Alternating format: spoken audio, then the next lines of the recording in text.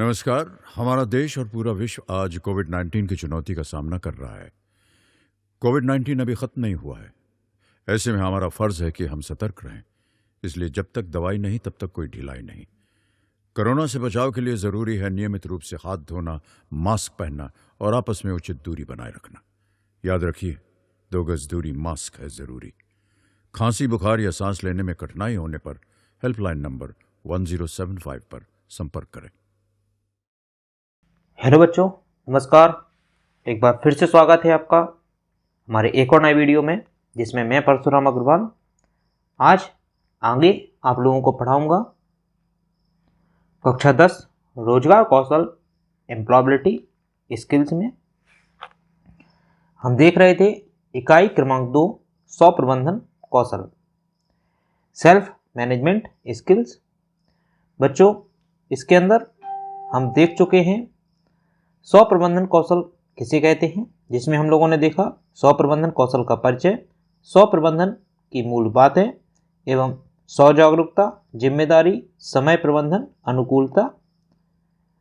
इसके बाद हम लोगों ने देखा सत्र क्रमांक 1 तनाव का प्रबंधन, जिसमें हम लोगों ने देखा तनाव क्या है, तनाव का प्रबंधन कैसे किया जाता है, तनाव प्रबंधन से किस प्रकार हमारी मदद हो सकती है।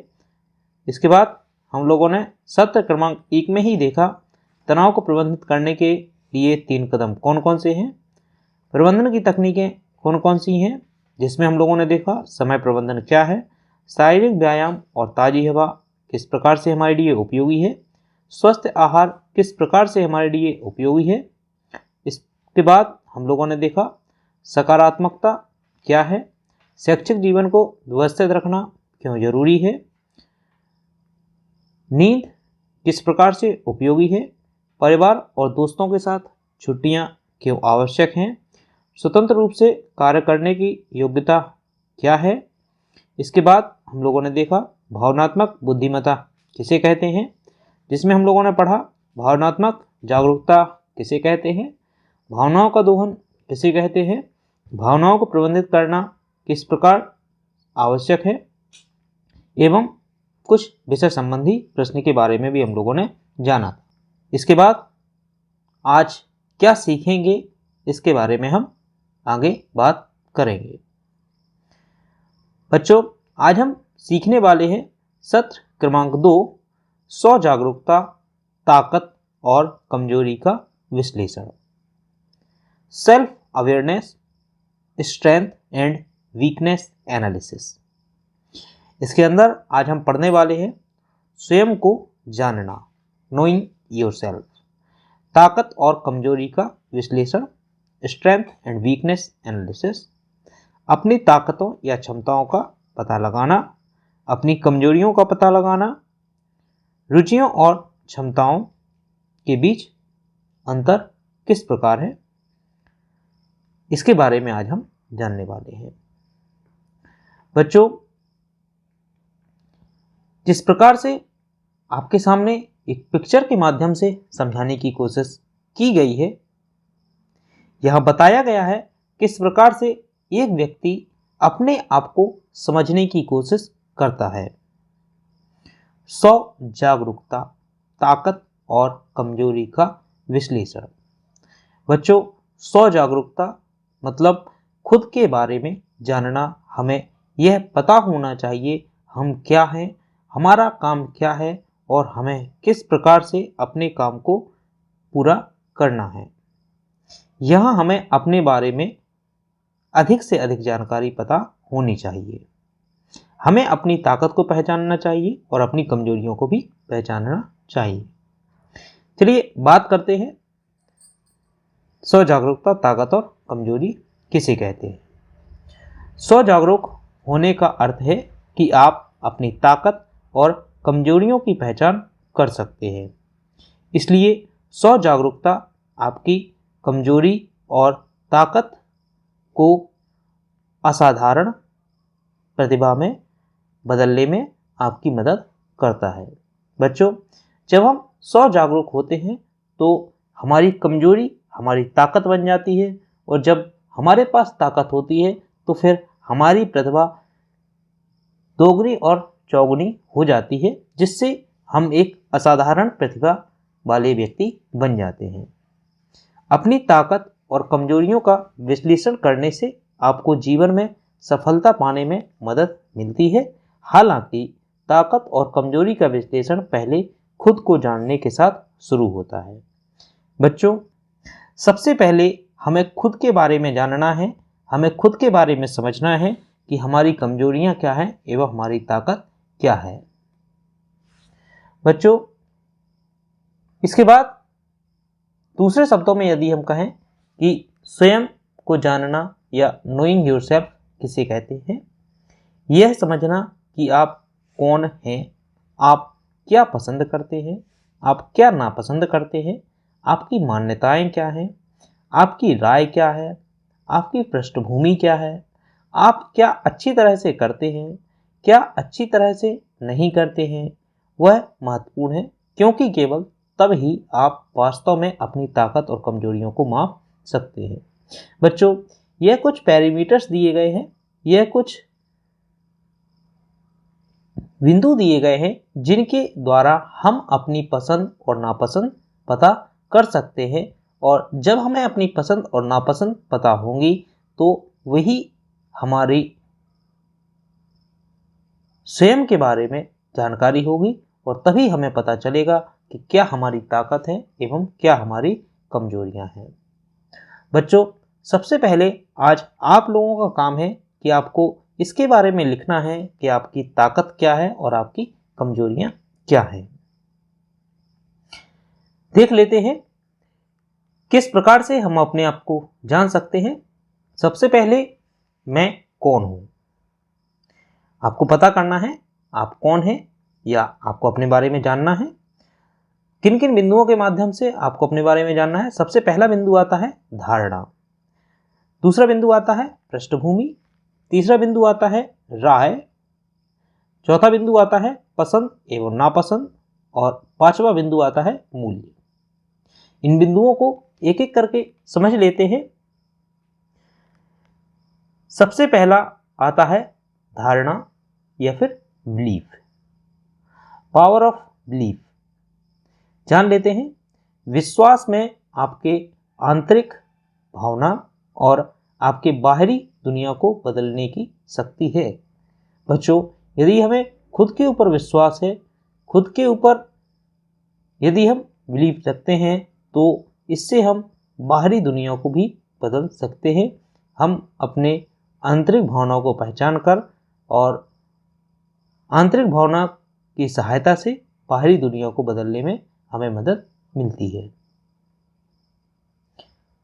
दूसरा बिंदु आता है पृष्ठभूमि या फिर बैकग्राउंड।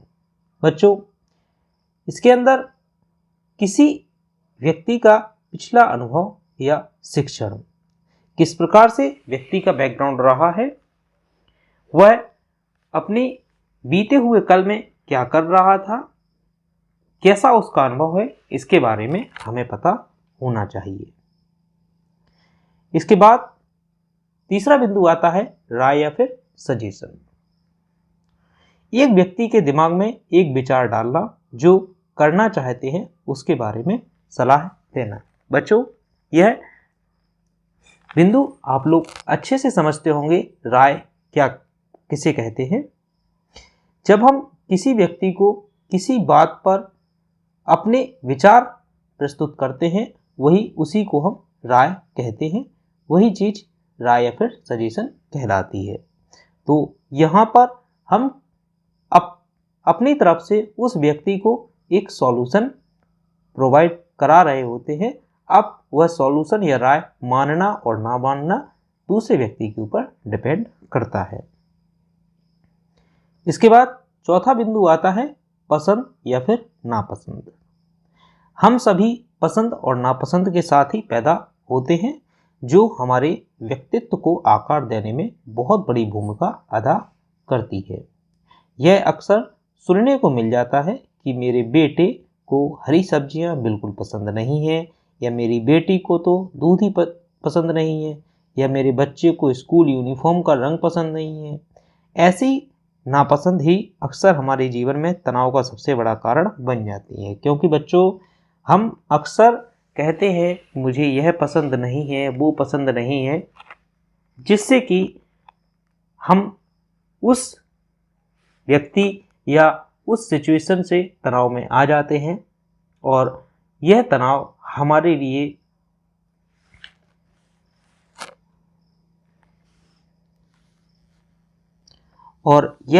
ही आगे चलकर हमारे व्यक्तित्व को बदलने और ना बदलने का कारण भी बन सकता है। बच्चों, कहा जाता है कि जिसे आप सबसे ज़्यादा नापसंद करते हैं वह आपको सबसे अधिक याद रहता है। नकारात्मकता की यह भावना हमारे दिल और दिमाग में गहरे बैठती है और अक्सर इनको काबू में कर लेती है। कुछ लोग तो इसमें इस कदर उलझ जाते हैं कि उनकी रातों की नींद और दिन का चैन भी गायब हो जाता है। तो क्या नज़रिया बदलकर तनाव के इस कारक से मुक्ति पाई जा सकती है? बच्चों, जिस प्रकार से अभी हमने पीछे पढ़ा, हम कई सारी चीज़ों की वजह से कई सारी चीज़ों को नापसंद करके तनाव में आ जाते हैं और जब हम तनाव में आ जाते हैं तो हमें कई शारीरिक समस्याएं, कई शारीरिक बीमारियां हो जाती हैं। जिस प्रकार से यहाँ उदाहरण के माध्यम से बताया गया है, हमारे रातों की नींद भी गायब हो जाती है। तो क्यों ना हम सब उसे जिस चीज़ को नापसंद कर रहे थे उसके बारे में अपना नज़रिया बदलें, उसके बारे में सोचें और ध्यान दें कि क्या हम सही कर रहे हैं या फिर हम गलत कर रहे हैं, जिससे कि आप उस तनाव से मुक्ति पा सकते हैं। अगर हम बीते कुछ वर्षों में झांक कर देखें तो यह महसूस होगा कि हम दूसरों से सबसे अधिक दुखी तभी रहे हैं जब हम अपने आप से असंतुष्ट रहे हैं। यानी हमारे भीतर का असंतोष बाहर हर किसी से तनाव में हमें उलझा देता है। खुद के प्रति स्पष्ट नज़रिया या दृष्टिकोण के अभाव में असंतोष, परेशानी और दुख का यह चक्र निरंतर चलता रहता है। बच्चों, बताया गया है कि यदि हम किसी दूसरे व्यक्ति से असंतुष्ट रहते हैं, किसी दूसरे व्यक्ति से दुखी रहते हैं, तो इसका सबसे पहला कारण तो यह है कि हम खुद ही संतुष्ट या हम खुद ही खुश नहीं हैं। जब हम खुद ही खुश नहीं होते हैं तो हम हर किसी व्यक्ति से दुखी या फिर हर किसी व्यक्ति से असंतुष्ट रहना शुरू कर देते हैं। और यहाँ यदि हम किसी अन्य व्यक्ति से दुखी या फिर असंतोष होते हैं तो इससे हमारे तनाव में वृद्धि होती है और हम अपने परेशानियों को खुद ही बढ़ा लेते हैं और यह हमारे जीवन में लगातार चलता रहता है। इसे रोकने के लिए हमें अपने आप से यह पूछना चाहिए कि मैं खुद को मन के आईने में कैसे देखता हूँ, खुद के बारे में मेरा दृष्टिकोण क्या है। मनोवैज्ञानिक मानते हैं कि आमतौर पर लोगों को वे कौन हैं और वे कैसे हैं इस बात पर बड़ी परेशानी या नाखुशी रहती है। बच्चों, इससे बाहर निकलने के लिए सबसे पहले तो हमें अपने दृष्टिकोण को बदलना आवश्यक है, क्योंकि इस चीज़ को मनोवैज्ञानिक भी मानते हैं कि अक्सर लोग इसी बात में उलझे रहते हैं कि वह कौन है, वह क्या करते हैं, क्यों करते हैं, कैसे हैं, अच्छे दिखते हैं या बुरे दिखते हैं, और इन्हीं चीज़ों में उलझे रहते हैं और परेशानी उनकी बढ़ती रहती है। यानी अधिकांश लोग ना अपने आप से ही खुश रहते हैं और ना ही दूसरों से। और जब इस प्रकार से चलता रहता है तो व्यक्ति तनाव और परेशानियों में उलझा रहता है। इसके बाद बात करते हैं सार के बारे में। जाहिर है जो खुद के बारे में सकारात्मक नहीं है वह भला दूसरों के बारे में कैसे सकारात्मक हो सकता है। किसी भी समस्या का समाधान दूसरों में नहीं होता है, खुद को सकारात्मक बनाने में ही होता है। यदि हम खुद सकारात्मक रहते हैं तो हम हर किसी समस्या का समाधान निकाल सकते हैं और खुद ही तनाव से मुक्त हो सकते हैं।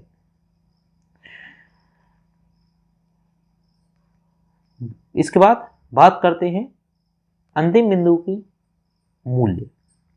मूल्य शब्द से तात्पर्य किसी भौतिक वस्तु अथवा मानसिक अवस्था के उस गुण से है जिसके द्वारा मनुष्य के किसी उद्देश्य अथवा लक्ष्य की पूर्ति होती है। मूल्य जिसका मतलब होता है व्यक्ति सत्यवादी है, व्यक्ति सत्यनिष्ठ है, व्यक्ति हमेशा अच्छा कर रहा है या बुरा कर रहा है, या व्यक्ति अपने जीवन में किस प्रकार से अपने आप को देखता है, यह मूल्य कहलाते हैं। और इन्हीं मूल्यों के द्वारा कोई अन्य व्यक्ति अपने उद्देश्य और लक्ष्य को प्राप्त कर सकता है और नहीं भी कर सकता है। बच्चों, हमारे नैतिक मूल्यों का हमारे जीवन, हमारे आचरण, हमारे व्यक्तित्व पर बहुत ही गहरा प्रभाव पड़ता है। हमारे नैतिक मूल्य ही हमारे जीवन की दिशा तय करते हैं। इसलिए हमें अपने मूल्य हमेशा सोच समझकर ही डिसाइड करना चाहिए। इसके बाद देखते हैं ताकत और कमजोरी का विश्लेषण, स्ट्रेंथ एंड वीकनेस एनालिसिस। हर किसी के अंदर ताकत और कमजोरी होती है। जैसे मछली जंगल में दौड़ नहीं सकती और शेर पानी का राजा नहीं बन सकता, इसलिए अहमियत सभी को देना चाहिए। बच्चों, हर किसी के अंदर ताकत और कमजोरी होती है, चाहे वह इंसान हो या फिर जानवर हो। एक सुंदर से उदाहरण के माध्यम से समझाया गया है। जिस प्रकार से एक मछली जंगल में नहीं दौड़ सकती है, उसी प्रकार से एक शेर पानी का राजा नहीं बन सकता है। और हमें इन दोनों को अहमियत देनी चाहिए, चाहे वह मछली हो या फिर चाहे वह शेर हो, क्योंकि मछली पानी में मजबूत है और शेर जंगल में ताकत रखता है। बात करते हैं ताकत और कमजोरी के विश्लेषण के बारे में। यह समझना कि आप किसका मतलब अपनी सामान्य विशेषताओं से बाहर देख रहे हैं, जैसे कि आपका नाम, योग्यता और पारस्परिक संबंध। दूसरे शब्दों में यदि हम कहें, स्वजागरूक होने का अर्थ वास्तव में आपकी आंतरिक शक्तियों, छिपी प्रतिभाओं, कौशल और यहाँ तक कि कमजोरियों को जानना है। आइए हम देखें कि हम ताकत और कमजोरियों को कैसे परिभाषित करते हैं। देखिए बच्चों, बहुत ही सरल शब्दों में बताया गया है स्वजागरूक का मतलब क्या होता है। आपकी आंतरिक शक्तियां, आपके अंदर जो शक्तियां हैं उनको पहचानना, आपके अंदर जो प्रतिभाएं हैं उनको पहचानना, आपके अंदर जो कौशल है, आप जिस चीज़ में निपुण हैं उसको पहचानना, और आपकी कमजोरियों को भी पहचानना। यदि हम इन चीज़ों को जानते हैं तो हम स्वजागरूक हैं। और आगे देखते हैं कि हम किस प्रकार से अपनी कमजोरियों और अपनी ताकत को पहचान सकते हैं। सबसे पहले आता है ताकत को पहचानना। यदि हम उत्साह से भरे हुए हैं, यह हमारी ताकत है। यदि हमें विश्वसनीयता है, यह भी हमारी ताकत है।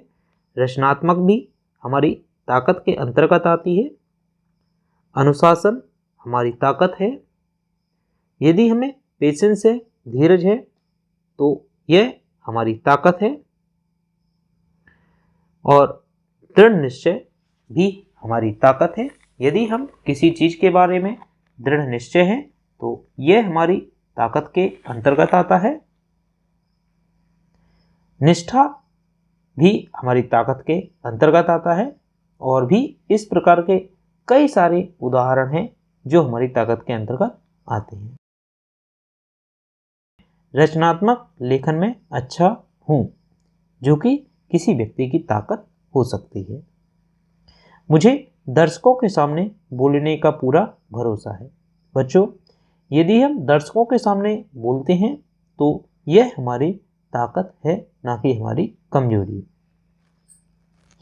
मैं गिटार बहुत अच्छी तरह से बजाता हूँ।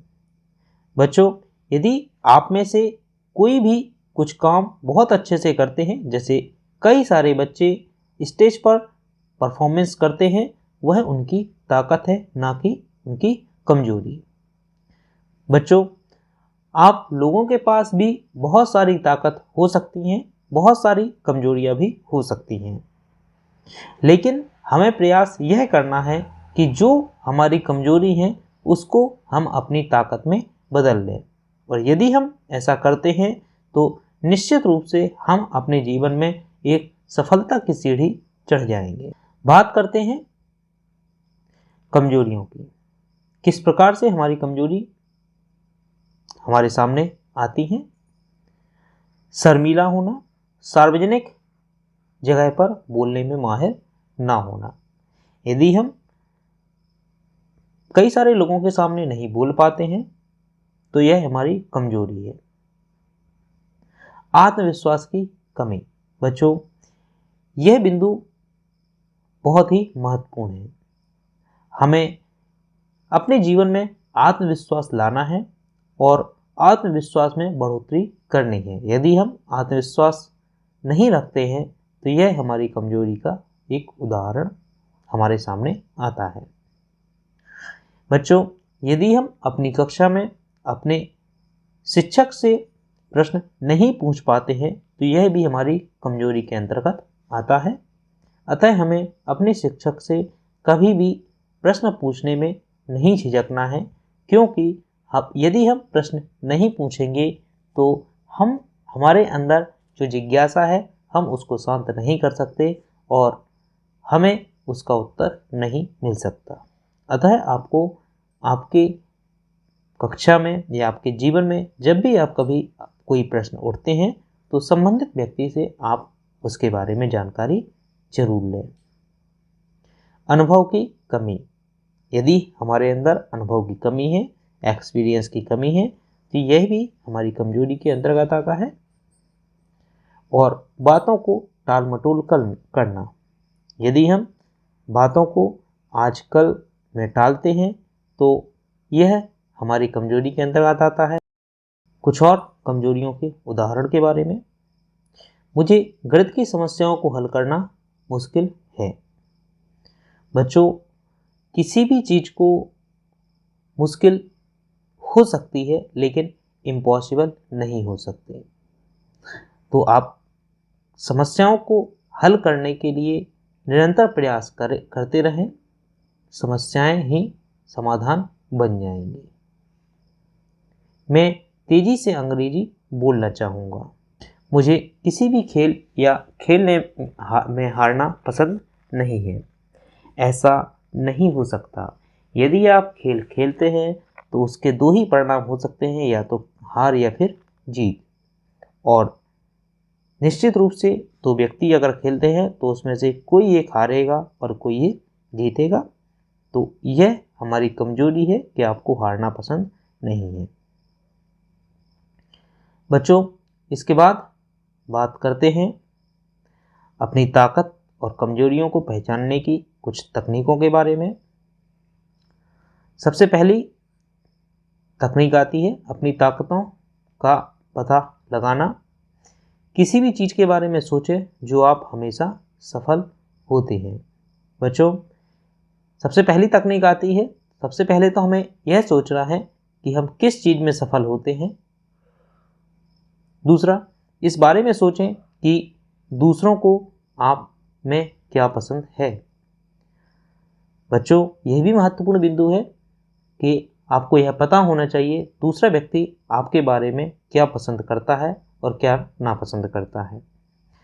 समय निकालकर सोचें कि आप क्या अच्छा करते हैं और क्या अच्छा नहीं करते हैं। यदि आप इन चीज़ों को जानते हैं तो यह आपकी ताकत या फिर क्षमताएं इससे आपको पता चल जाएंगी। ताकत उन चीज़ों को दर्शाती है जो आपके लिए आसान है। अगला बिंदु आता है अपनी कमजोरियों को पहचान करना। उन क्षेत्रों को इंगित करें जहां आप संघर्ष करते हैं और जो करना आपको मुश्किल लगता है। दूसरों की प्रतिक्रिया पर नजर डालें जो आमतौर पर आप देते हैं। कमजोरी वे चीजें हैं जो आपके लिए आसान नहीं है।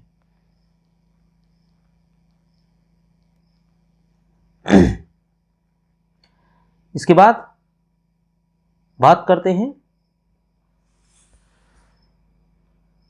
इसके बारे में खराब महसूस किए बिना प्रतिक्रियाएं खुलेपन में मानें और अपनी कमजोरियों को स्वीकार करें।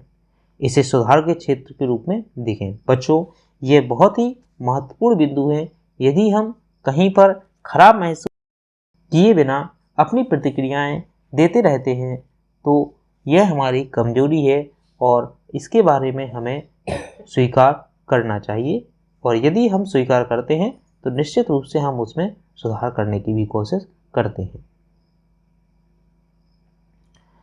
इसके बाद बात करते हैं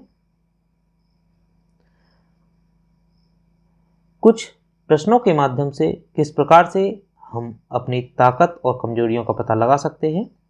जैसे, मैं दूसरों से अलग कैसे हूं? मैं दूसरों से बेहतर क्या कर सकता हूं? अन्य लोग मुझ में क्या प्रशंसा करते हैं? मुझे क्या करना चाहिए? मुझे कहाँ चिंता और संघर्ष करना है?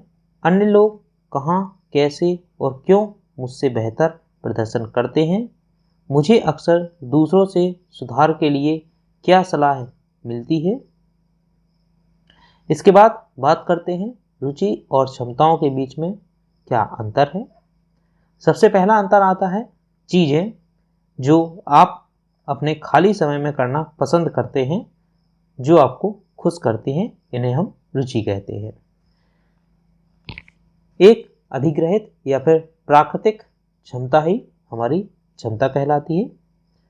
दूसरा बिंदु है जिन चीज़ों के बारे में आप उत्सुक हैं या यदि कोई आपको ऐसा करने के लिए नहीं कहता है तो इसे रुचि के अंतर्गत लाया जाएगा। आपको काफ़ी दक्षता के साथ किसी विशेष कार्य या कार्य को करने के लिए सक्षम करना है, यह क्षमता के अंतर्गत आएगा। वे चीज़ें जो आप सीखना चाहते हैं या भविष्य में करना चाहेंगे, यह हमारी रुचि के अंतर्गत आएगी।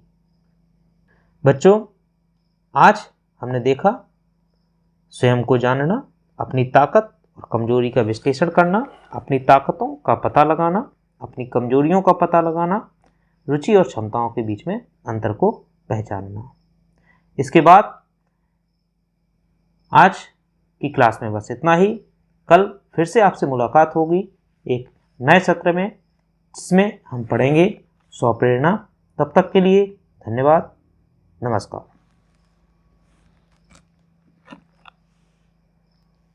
किशोरावस्था संबंधित समस्याओं के परामर्श हेतु समर्पित उमंग किशोर हेल्पलाइन के टोल फ्री नंबर 144225 पर संपर्क करें।